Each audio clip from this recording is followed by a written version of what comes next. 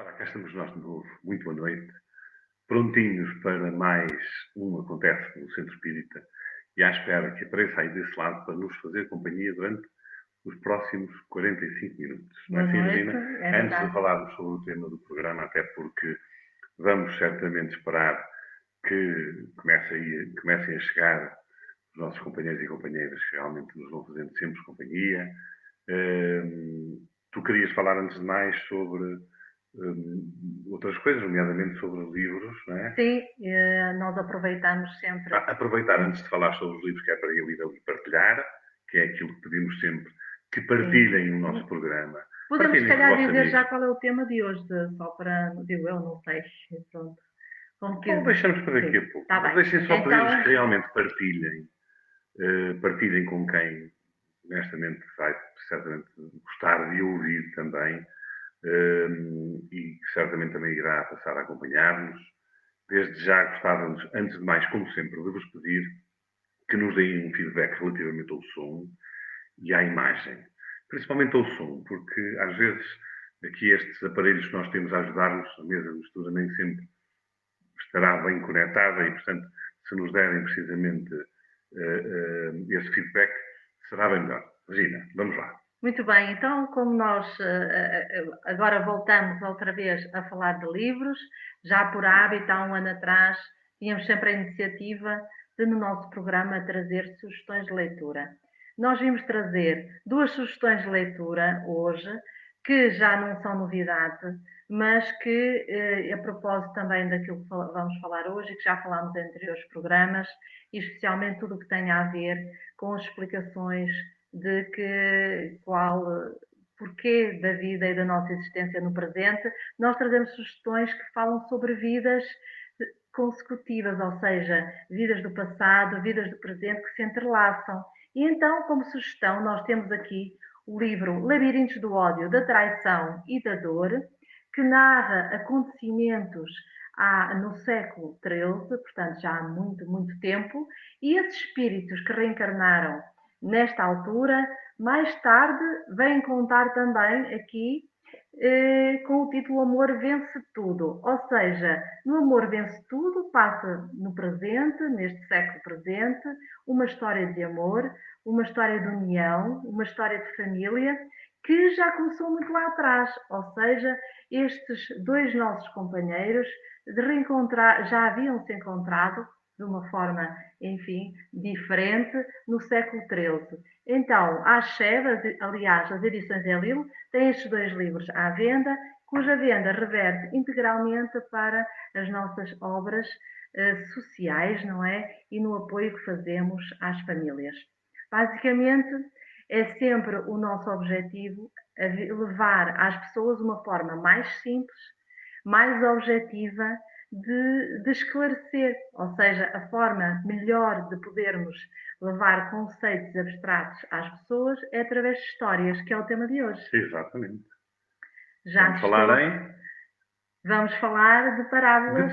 De parábolas, Então, a ideia é que, quando pensamos nas parábolas de Jesus, parece que é algo que está lá atrás, e então tivemos esta iniciativa de trazer algumas parábolas, hoje provavelmente só falaremos de uma ou duas, de Jesus, e trazê-las para os dias de hoje, para a atualidade. Como vamos interpretar as parábolas de Jesus no tempo presente, nos dias do presente, não é? Porque, bom, na verdade, Jesus contou histórias, através de parábolas, parábolas que eram que eram histórias, histórias. há 2000 anos atrás. 2000 anos parece muito longe. E nós questionamos porque é que Jesus contou histórias. Porque não veio falar, por exemplo, do Pai Criador da Terra, do Universo. Então vamos pensar e refletir.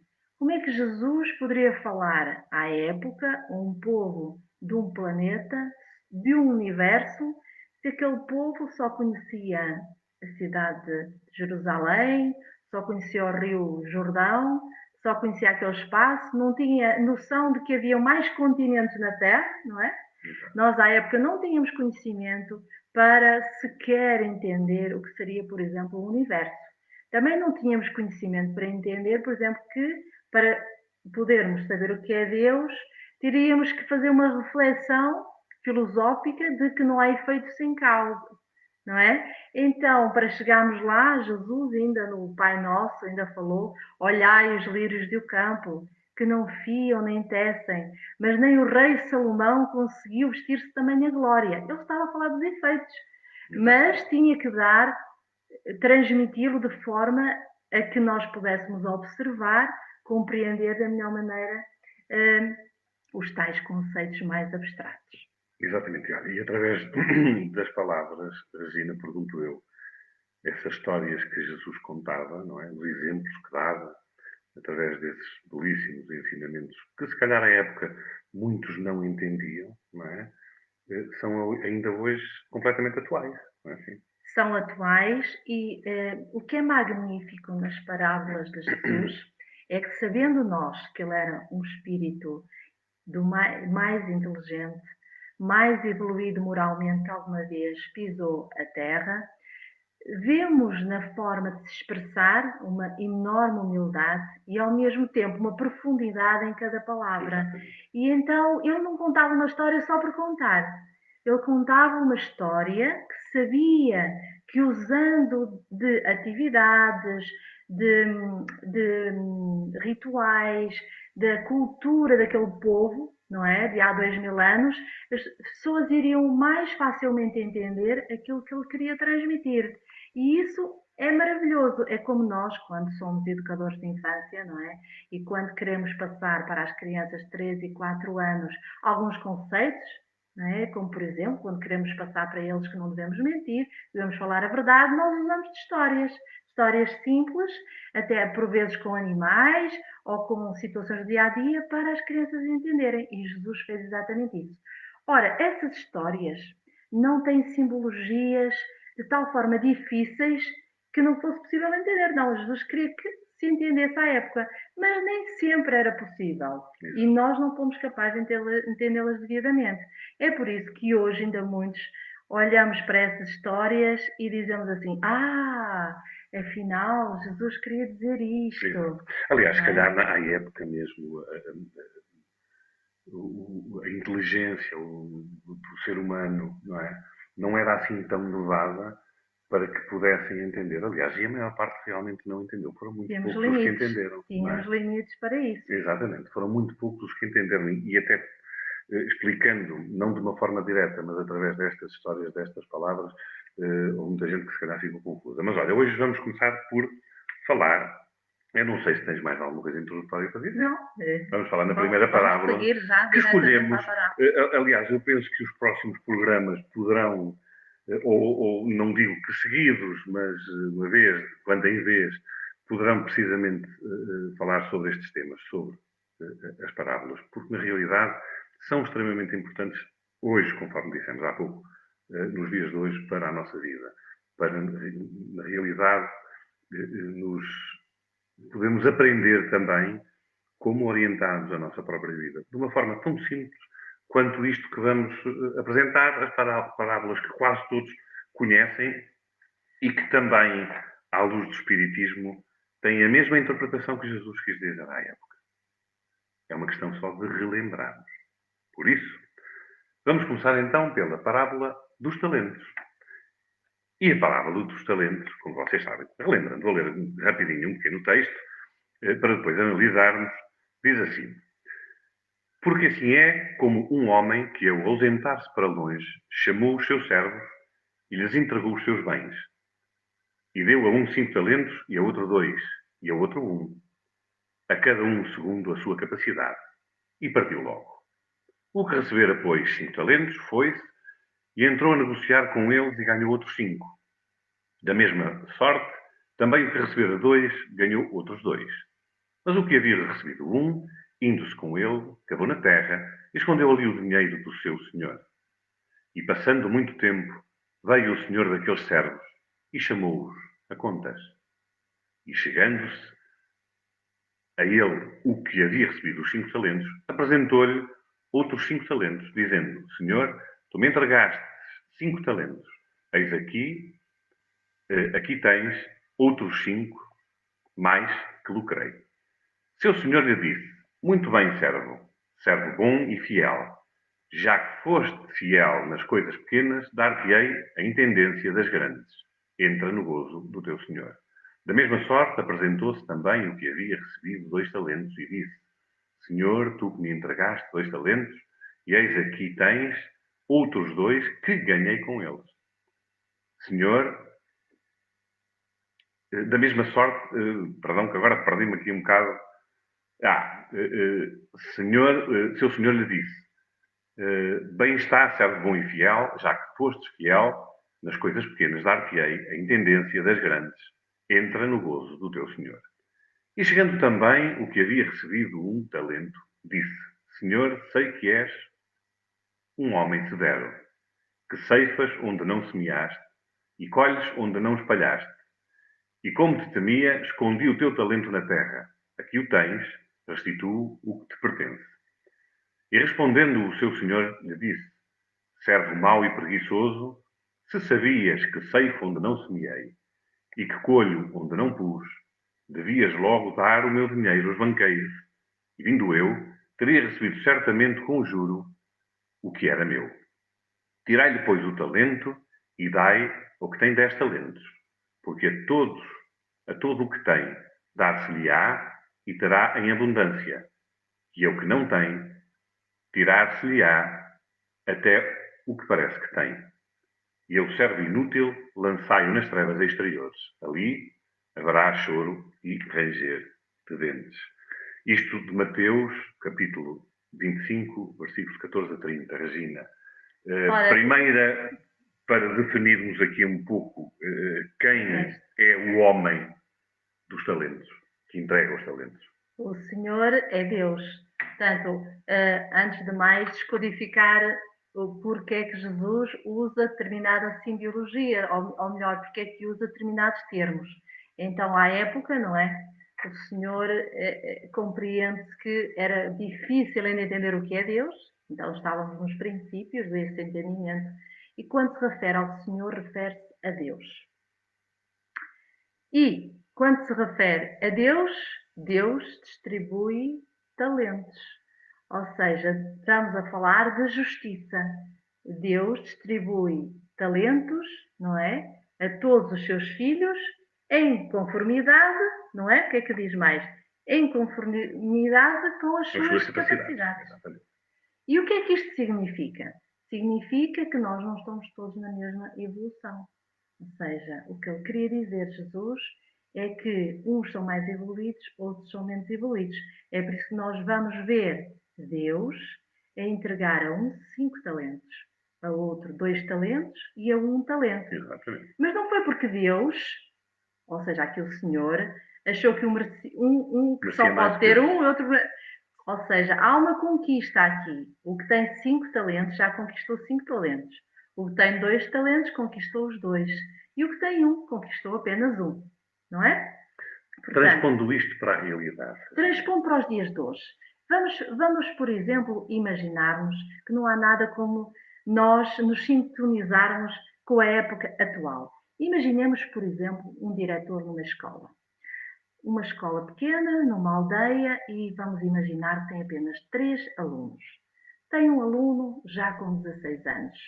Esse aluno de 16 anos, ele já estudou, portanto, já adquiriu alguma responsabilidade, e então o professor da escola vai permitir a esse aluno que tenha a liberdade de sair quando quiser, porque já é responsável, tem a autonomia de entrar e sair da escola, tenha também a autonomia de decidir aquilo que ele quer estudar, porque ele já tem uma capacidade, já desenvolveu certas aptidões e então ele vai construir o seu estudo já com interesse e com muitas capacidades que já tem, não é?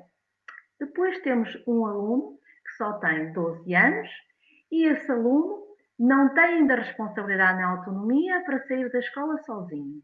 Porém, nesta época moderna, toda a gente tem telemóveis e ele pode usar, por exemplo, o seu telemóvel para ir buscar o conhecimento através da Google.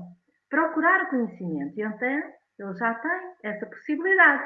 Ou seja, além do estudo, que tem que fazer, ele tem a possibilidade de ir à Google, procurar coisas que lhe interessam e que sejam interessantes, que aumentem o seu conhecimento. Ao mesmo tempo, também temos um aluno com 7 anos. Este aluno está a iniciar o seu caminho na escola.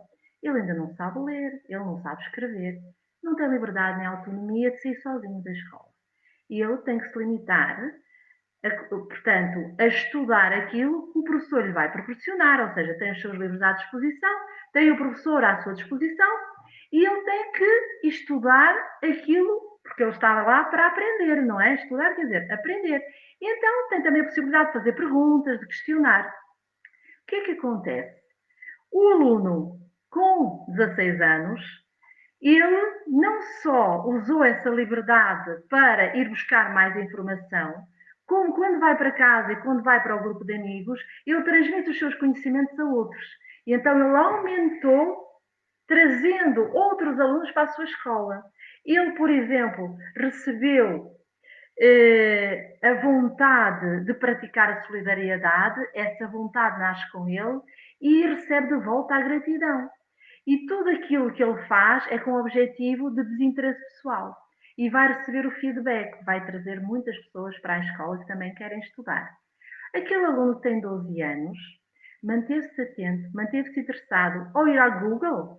Ele foi encontrar, por exemplo, coisas sobre a astronomia. Os seus interesses de matemática ampliaram bastante, porque, como estava motivado, ele foi buscar outros conhecimentos e, ao mesmo tempo, claro, ficou apto a passar a todas as cadeiras com sucesso. O aluno de 7 anos, porém, ele, apesar de ter que estar na escola, sabe que é bom para ele para aprender, ele só pensa em brincar. Tem vontade. É de ir para o recreio, de estar em casa. E o que é que acontece? Fica revoltado. Revoltado com o professor que o obriga a estar na sala, porque ele não compreendeu como é importante para ele aprender. E, ao mesmo tempo, revoltado com os pais que o obrigam a ir para a escola. Com tudo isto, queremos trazer até hoje a mensagem desta parábola dos 7 talentos.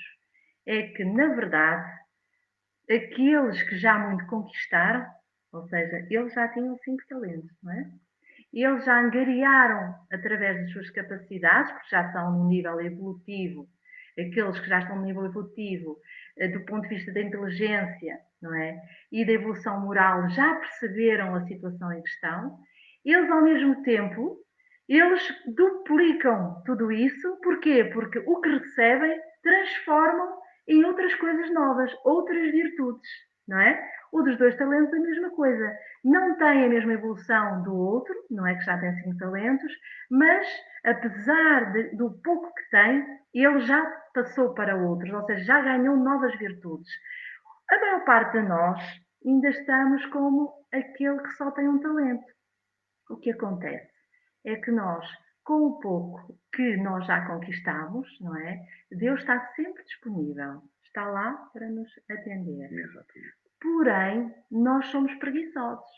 E a maior parte das vezes culpamos Deus. O que é que a gente faz quando nos acontece alguma contrariedade? Nós dizemos que a culpa é de Deus. Deus é que foi injusto. Porque é que Deus fez com que nós passássemos por esta situação?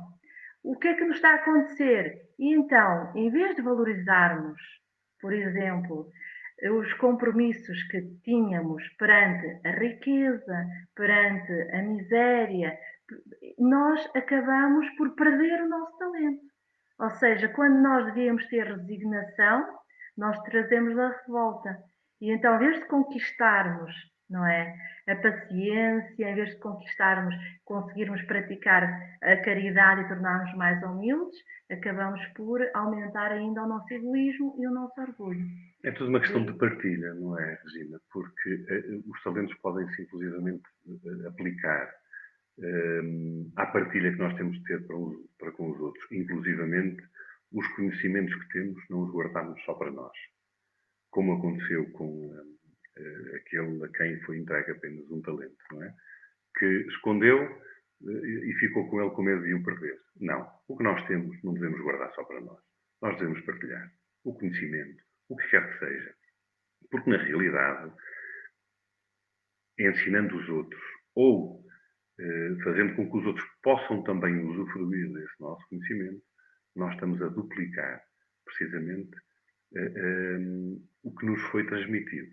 Aliás, Jesus dizia que de graça, devemos dar de graça o que de graça recebemos, e tem um pouco também a ver com isso, não é? Tudo isto, em termos espirituais, quer dizer o quê? Fugindo um pouco àquilo que é a matéria, que é o colocar num banco e deixar criar juros e, portanto, falando da parte moral, da parte espiritual, é extremamente importante que isso exista. O nosso conhecimento devemos tê-lo, mas devemos procurar também fazer com que os outros o possam aproveitar, não é? Por pouco que seja. Porque, independentemente de nos serem entregues, em termos de conhecimento, os tais 5 talentos ou 2, o pouco que seja que a gente sabe, devemos aplicar sempre a favor dos outros. O que quer dizer que, ao aplicarmos em favor dos outros, isso retornará a nós. E sempre em dobro. Porque os colocamos ao serviço nosso, mas também dos outros. Nós sabemos que a riqueza é uma prova muito difícil e perante às vezes a riqueza nós podemos ter duas opções. Deus dá-nos a oportunidade de usar da riqueza para o bem dos outros. Não, claro que Jesus, quando dizia que devíamos despojar de todos os bens materiais, não dizia para sermos mendigos, para andarmos a mendigar.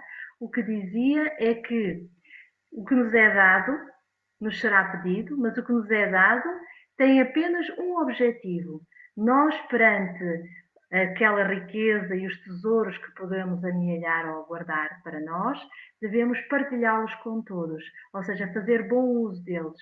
O que importa não é fazer da esmola, por exemplo, não é fazer a beneficência. Isso também é importante, é o básico, mas é promover, por exemplo, oportunidades de trabalho para que os outros que têm menos possibilidades que nós tenham oportunidades e para que eles não se sintam discriminados, por exemplo. Então, quando nós estamos a viver um momento onde temos muita riqueza, nós temos essa oportunidade de partilhar com os outros. Mas se vivemos na miséria, temos que valorizar essa oportunidade como uma aprendizagem, não como possibilidade de revolta, mas de resignação.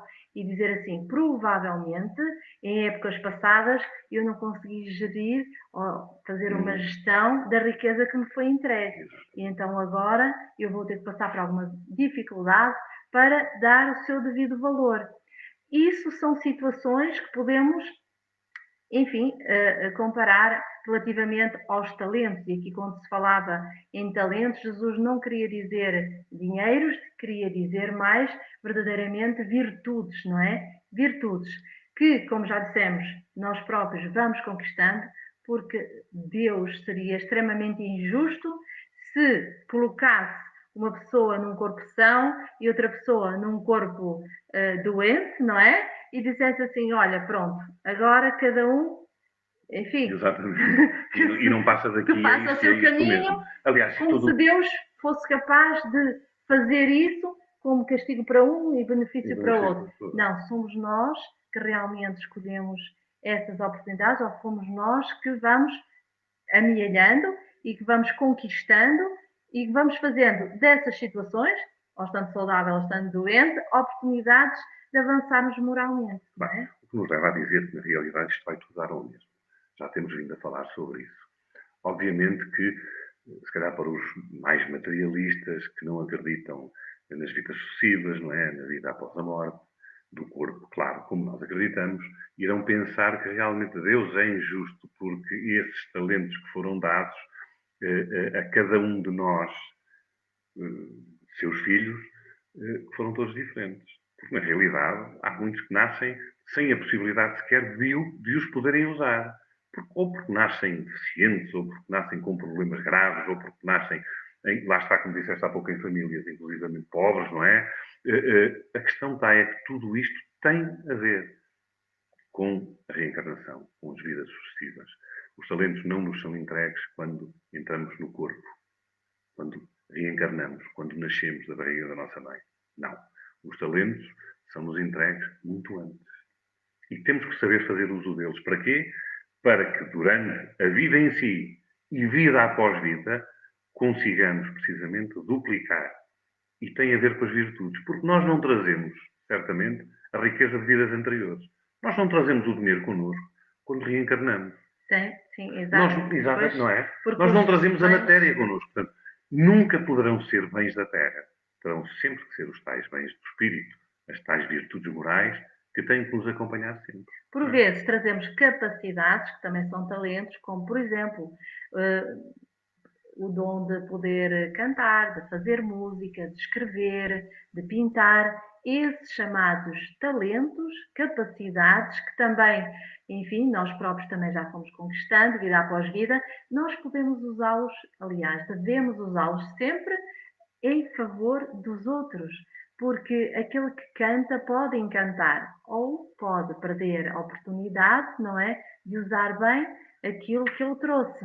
O mesmo aquele que escreve, tanto pode escrever lindas poesias, tanto pode escrever textos edificantes e que levem à paz, como pode escrever textos que levem à guerra. A opção é sempre do próprio. Exatamente. Obviamente que fica também um convite a que nos possam dar as vossas opiniões, falar algumas Colocar coisas alguma sobre... questão? Exatamente, porque na realidade, independentemente desta coisa das parábolas do Novo Testamento, não é? Da Igreja Católica, foram ensinamentos tão belos que não são, de alguma forma, restritos a uma determinada religião.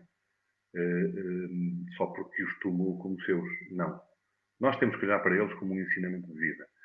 E acreditando nós na reencarnação, na vida após a morte, sabemos perfeitamente que tudo isto se encaixa na nossa forma de estar, que temos que ter obrigatoriamente. Olha, vamos ter tempo então. Sim, são ensinamentos, são, digamos, ensinamentos que ficam e daqui a 100 anos outros virão e estarão a comentar esta parábola, provavelmente adequada à evolução daquela época, mas que vai servindo sempre, porque enquanto nós não formos verdadeiramente homens de bem, enquanto não formos bons espíritos, esta parábola serve-nos sempre, Exato. Diariamente, anualmente e século após século, enquanto não atingirmos realmente essa perfeição moral. E é muito importante ficarmos sempre com aquela ideia de que, na realidade, não devemos esconder o talento. Não devemos encostar. Não devemos guardar só para nós. Não é para o Senhor, é só para nós. Na realidade, nós temos medo, vamos ficar. Vamos guardar? Ah, não, faço depois. Agora não. Mais tarde eu faço. O problema é que depois não temos tempo para fazer. E a questão é mesmo essa. A gente deve sempre pensar dessa maneira. Em tudo aquilo que nos assiste na vida. Em tudo aquilo que nós nos propomos a fazer. E não é de agora que nos propusemos a fazer aquilo que vamos fazendo durante a nossa vida. Nós já reencarnamos com esse propósito. Nós já fizemos as nossas escolhas. Precisamente para quê? Para dizer assim, não. Eu não vou falhar. É isto que eu quero fazer. É esta a minha proposta para realmente poder avançar, poder caminhar na evolução. O problema está é que quando a gente chega cá, esqueceu-se e depois de repente lá está. Vamos esconder o tal talento e dizemos assim, não, isso fica para depois, agora dá muito trabalho, não é? É um pouco assim. Olha, então, outra parábola que nos traz exatamente hoje será a parábola do filho pródigo. E então eu vou ler assim muito rápido, ainda temos tempo, vamos mais ou menos a meio do programa, vou ler muito rápido parábola do filho pródigo. Para quem a conhece, que eu penso que todos a conhecem, vão pensando, até para também poderem colocar os vossos comentários. Nós gostávamos, sinceramente, que cada um pudesse ter uma câmara ligada para conversarmos todos uns com os outros. Porque isso é que era fundamental. Cada um dar a sua opinião. Não só ouvirmos, porque vamos fazendo aquilo que se pode, mas realmente era importante. Mas não sendo, para cá vai então. Um homem tinha 2 filhos. Disse o mais novo a seu pai: meu pai dá-me parte dos bens que me toca. Ele repartiu os seus haveres entre ambos. Poucos dias, depois o filho mais novo, ajuntando tudo o que era seu, Partiu para um país longínquo e lá dissipou todos os seus bens, vivendo dissolutamente. Depois de ter consumido tudo, sobreveio àquele país uma grande fome e ele começou a passar necessidades. Foi encostar-se a um dos cidadãos daquele país e este o mandou para os seus campos guardar porcos. Ali desejava ele fartar-se das alfarrobas que os porcos comiam, mas ninguém lhes dava. Caindo, porém, em si, disse: Quantos operários do meu pai têm pão com fartura e eu aqui estou morrendo de fome. Levantar-me-ei e irei a meu pai e pedir-lhe-ei: Pai, pequei contra o céu e diante de ti. Já não sou digno de ser chamado teu filho. Trata-me como um dos teus diaristas. Levantando-se, foi para seu pai. Estando ele ainda longe, seu pai viu e teve compaixão dele, e correndo o abraçou e beijou. Disse-lhe o filho: Pai, pequei contra o céu e diante de ti. Já não sou digno de ser chamado teu filho. O pai, porém, disse aos seus servos: Trazei-me depressa a melhor roupa e vestilha, e pondo-lhe um anel no dedo e sandálias nos pés. Trazei também um novilho cevado, matai-o, comamos e regozijemo-nos, porque este meu filho era morto e reviveu. Estava perdido e se achou. E começou a regozijar-se. Seu filho mais velho estava no campo. Quando voltou e foi chegando à casa, ouviu a música e a dança. E chamando um dos criados, perguntou-lhe o que era aquilo. E este lhe respondeu: Chegou o teu irmão, e teu pai mandou matar o novilho cevado, porque o recuperou com saúde. Ele se indignou e não queria entrar, e saindo seu pai, procurava conciliá-lo. Mas ele respondeu ao seu pai: Há tantos anos que te sirvo, sem jamais transgredir uma ordem tua, e nunca me deste um cabrito para eu me regozijar com os meus amigos. Mas quando veio este teu filho, que gastou os teus bens com meretrizes, tu mandaste matar para ele o novilho cevado. Replicou-lhe o pai: Filho, tu sempre estás comigo, e tudo o que é meu é teu. Entretanto, cumpria regozijar-nos e alegrar-nos, porque este teu irmão era morto e reviveu, estava perdido e se achou. Regina, mais um dos belos ensinamentos que Jesus nos É talvez deixou. das parábolas mais conhecidas de Jesus, Exato. mais comentadas, e achamos que é importante trazê-la aqui porque muitas vezes ouvimos comentários, até entre amigos, pessoas que conhecemos, quando um pai de família às vezes tem um filho, por exemplo, com ele, que sempre trabalhou com ele, que amealhou, que fez crescer uma empresa.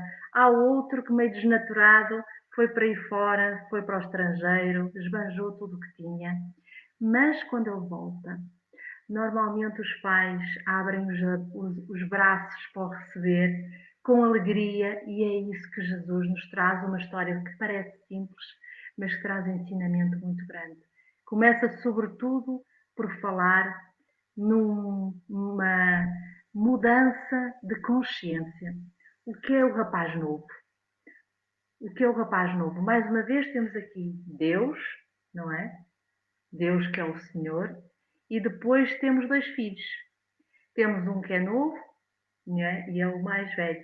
O mais novo, e mais importante, temos Deus a dizer que dividiu, não é? Repartiu os haveres entre ambos, ou seja, há justiça, há a entrega a ambos dos mesmos bens para que cuidem daquela herança que ele tem, não é?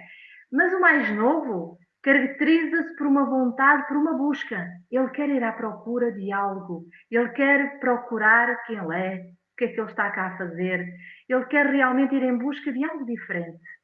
E nessa busca, o que é que lhe vai acontecer? Vai ser surpreendido, primeiro com dificuldades, não é? Vai passar por fome, vai passar por necessidades, que são provas difíceis. E nessa busca que ele faz, porque ele não sabia como era importante estar junto do pai, não é? Nessa busca que ele faz, ele vai descobrir que afinal era junto do seu pai que ele tinha tudo. Tudo é diferente. Era junto de Deus que ele vai encontrar a sua serenidade. E de repente, é por isso que na parábola quando Jesus diz caindo em si. Caindo em si é quando o homem toma consciência, não é? De que realmente tudo aquilo que é efêmero, como dizes, todos aqueles bens, no fundo, não servem de nada. O mais importante é o amor, é a casa do Pai, é estar perto do Pai. Depois vamos olhar para o irmão mais velho, aquele que esteve lá. Quem é este irmão mais velho? É aquele que, tendo bens, tendo comunidades, nada mais fez senão amealhar e achar que tudo que tinha era seu, não é? E todo E o então serviço que fez foi representa, para o pai, porque nunca saiu de junto dele, não é? pois, mas o que ele representa é um homem orgulhoso, o homem egoísta. Na verdade, ele ficou acomodado à vida que tinha. Apesar de ser senhor, ele não proceder errado, ele não fazer nada de mal, ele também não pratica o bem, ele também não vai mais longe, ele também não entende, não é? O que é verdadeiramente a oportunidade que Deus nos deu quando estamos aqui na Terra.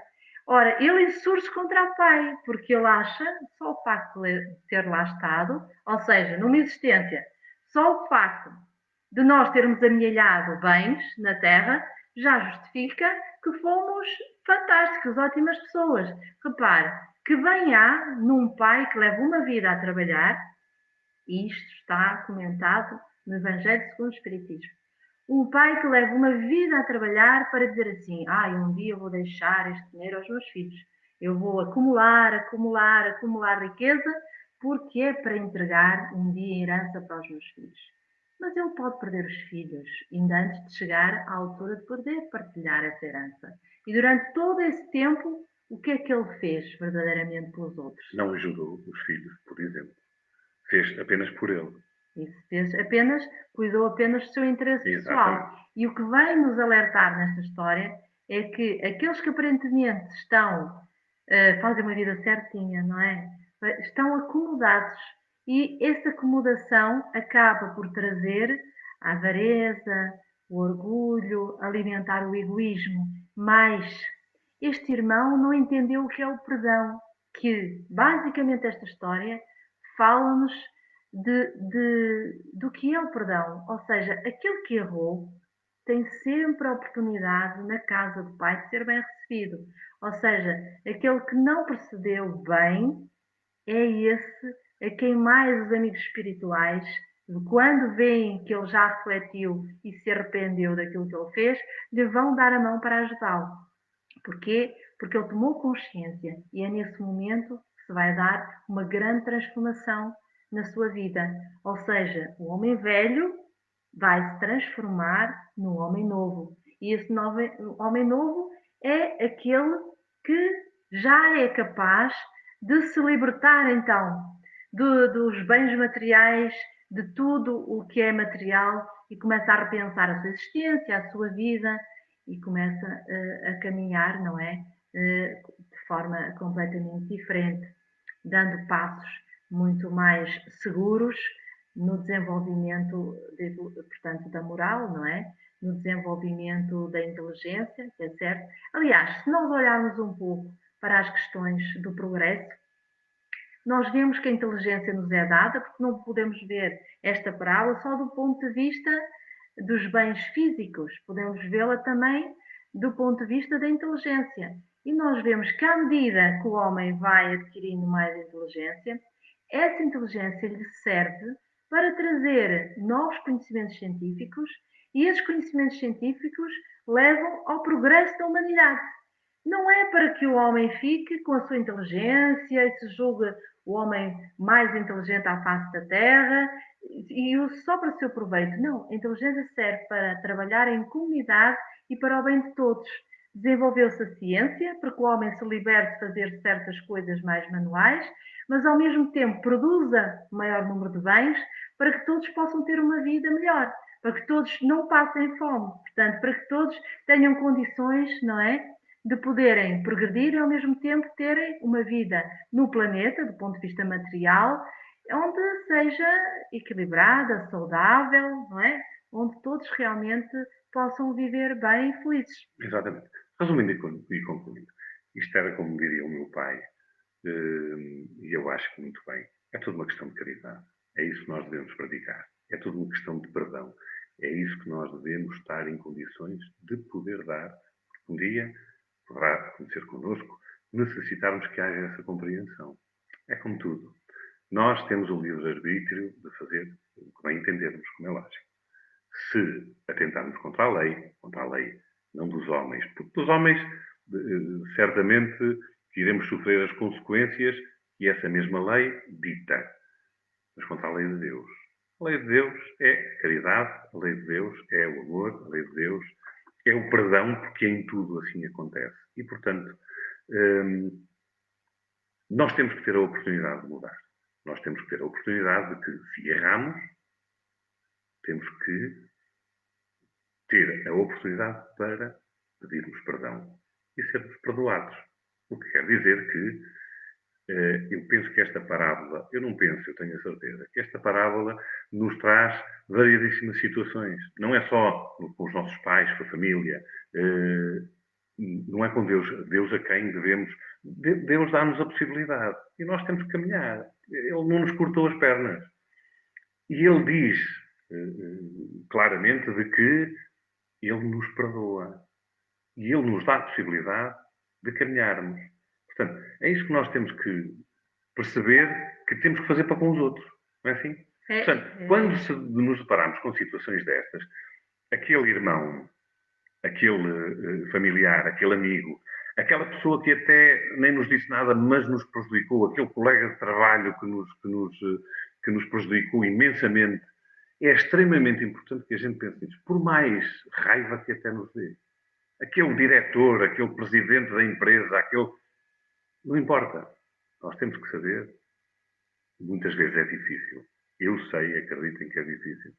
Mas nós temos que perceber que eu, assim como todos nós, já nos aconteceu com toda a certeza. Temos alguém que nos permitiu passar por essa provação, porque isto acaba por ser uma provação. E nós revoltámos. Não devemos. Olha, devemos é dizer assim, não, aquela pessoa tem a possibilidade de ver que errou e de mudar. Nós temos que esperar, quando isso acontecer, temos que estar, lá está, de braços abertos, precisamente para que a pessoa possa, também ela, caminhar, porque o erro todos nós cometemos. O perdão, todos nós o devemos também fazer, perdoar.